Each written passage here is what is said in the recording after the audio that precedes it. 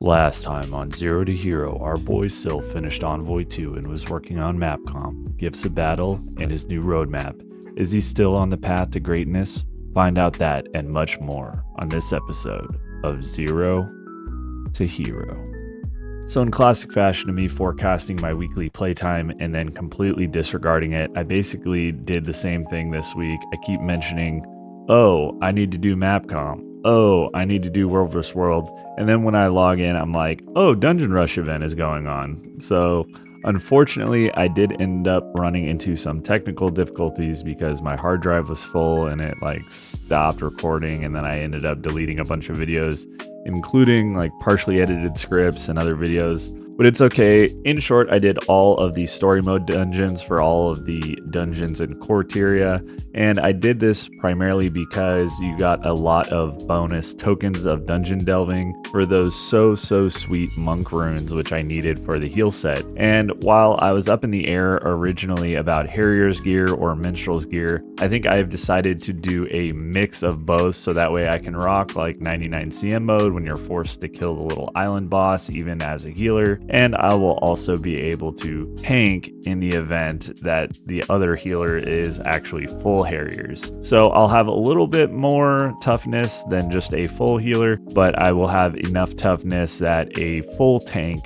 can pass my toughness in terms of raids. For the first gear set, I did use a lot of magnetite shards to get all my trinkets, and I'm actually exploring Season 3 and Season 4 of Living World to get all of the stuff for my heal set. I did do some more dragonfall stuff to unlock the Mistborn moat vendors for the amulets, rings, and accessories, and I actually went to Sandswept Isles to get another ring. Most of my currencies up to this point were gotten through the Dragon Bash Festival, but now I'm definitely feeling the crunch, so I need to either do winterberry farming or do Seasons of the Dragons collections for extra currencies, and I also need to do more meta events and stuff like that in those Living World season maps. I still will be using the magnetite shards to finish off the build, but I don't want to just rely on the raid currency. It's nice that it's available, but not everybody is going to be raiding right away, so getting them through these more casual, conventional methods might actually be helpful for some of you guys. As far as getting the currencies outside of the collections, I typically convert Eternal Ice Shards, which I am pretty severely lacking right now because I don't have my Icebrewed masteries completed. Normally I would be able to just stack them up from IBS strike missions, but I really don't get that many because I can't open any of the chests. So I might need to power through IBS, and I've already started working on that, and then I'll just rock strike missions to get Eternal Ice to finish off the trinkets without using magnetite shards. So in short, this week was a little bit of map comp, a little bit of dungeon running, and a lot of open world stuff. I actually like Living World Season 4 story missions for the most part. They felt pretty dynamic, and it was interesting to see some of the mechanics as opposed to the Soto or Gaiala Delve story. But for next week, we should be pretty close to having a full heal set completed. And on a side note, I've actually been working through Icebrewed's Saga story, and it is a lot better than I originally remembered. For the questions this week, I am just going to open it up to you guys. It has been a few weeks of me asking you questions, so here's your opportunity to ask me questions about anything. It could be game stuff, it could be YouTube stuff, or just time management and real life stuff. I'm open to it all. As for last week's questions, I asked about World vs. World restructuring, and while players that play with big guilds might have a certain feeling about it, personally, I don't really run World vs. World with any kind of rhyme or reason. I do feel like that there are a decent amount of private tags now as opposed to public tags or guild only tags, which is kind of lame in my opinion, but that just might be my matchup. So I'm kind of on the fence on that. I'm pretty much completely okay with just roaming solo or flipping camps, and typically the social aspect of World vs. World kind of escaped me. I know that people really like that that aspect around that game mode, but I just haven't been able to fall into it really. So I usually play PvE solo, and I also play PvP solo. As for the other question about the Janther Wild story, I honestly have no idea where we are going with it outside of what has been disclosed. I'm concerned that they scoped things wrong the opposite way, and by that I mean where Soto's story kind of went way overblown with magical Harry Potter land and demons and all this stuff that they couldn't really flush out. I'm concerned that the localized conflicts that they are fleshing out now are going to be a little too underwhelming. I hope that I don't get a feeling of like, oh, who cares? This is just like whatever. A lot of these subplots in the core game fall into that trap where like the Char have this great storyline with ghosts, and they have a little ghost cleansing arc where Ritlock dips out into the mists in season 2, but in the grand storyline, everybody's just like, oh yeah, the Char kind of fight the ghosts, who cares, whatever. I hope that Janther Wilds doesn't kind of follow that same feel in the long run. I'm hoping that they are able to make it interesting by drawing on some like old lore or something, but we'll see. And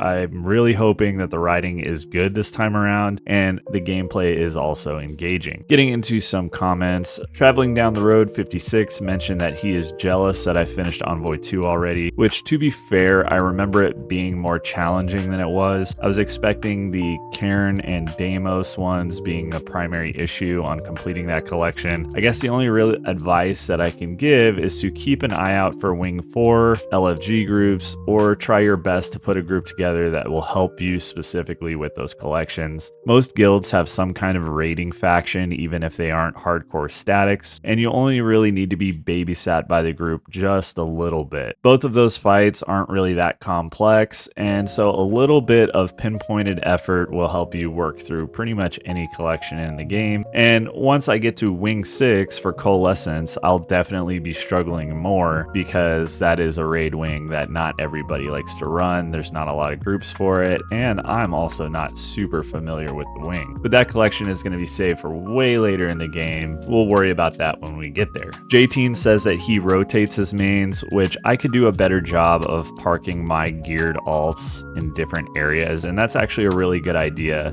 Like having your warrior be like a Maguma guy and your engineer be a Kantha guy or whatever. I tend to just pick them up and put them down periodically, so I'll do like Mesmer for a couple months and then I'll like switch to Necro and I'll do that for a couple months and then Warrior. Just kind of like rotate through all of my classes instead of just playing them all at the same time depending on what geographic location they're parked in. Xander Van Dam mentions that he thinks that the Titans are going to be banished Cryptus demons, which while it would be interesting to see how ArenaNet tries to spin that, they are unrelated to Demon Cryptus in the original lore. Back in the day, I thought that Destroyers and Titans were kind of similar origins, but they were also unrelated. I wish they would have kept Kanaxai as his own little demon faction, but they tied him into the Cryptus for some reason, and when in reality, there are Torment demons, there are Marganite, there are Underworld demons, Shadow Army demons, Oni, and all sorts of stuff. To brand them all as Cryptus is kind of boring and disappointing for me, so I hope that they don't do that. I think maybe the Astral Ward might play a part in of like, oh yeah, I remember this hero back in the day stopped the Titan invasion or whatever, but I really want them to just move away from the whole Cryptus idea altogether. For me, it was a big flop, and I just really hope they just like let it die and move on. Tillians mentions that he thinks that fishing is awesome, which thanks for watching the video all the way through to catch my public statement on fishing, but we can just agree to disagree on fishing. I'm glad that you're digging the spear beta. I usually don't test anything out. I really don't have enough play time for it not to matter. And so for me personally, I don't like playing on beta characters. I'll just stick with regular ones and play all that stuff when it comes out. Remox hooked it up with a comment for the algorithm, which if you're watching this and you don't feel like commenting anything or asking me a question, you can always drop a quick comment about anything. Just a bunch of eggplant emojis or something can help the algorithm show that you dig the content, and it really helps with engagement as far as YouTube is concerned. And I know that this episode was rather short. I did not have a whole lot of playtime. For those of you who caught my community page, I am finishing up my college education, so we're kind of in the thick of it for these last couple of weeks, but I'm still going to try to find some time to make some videos for you guys. So with that, I do want to thank you all for watching. Special thanks to all of my subscribers. Hit the like button, drop a comment, and please consider subscribing if you haven't already. Thanks again, and I will see you on episode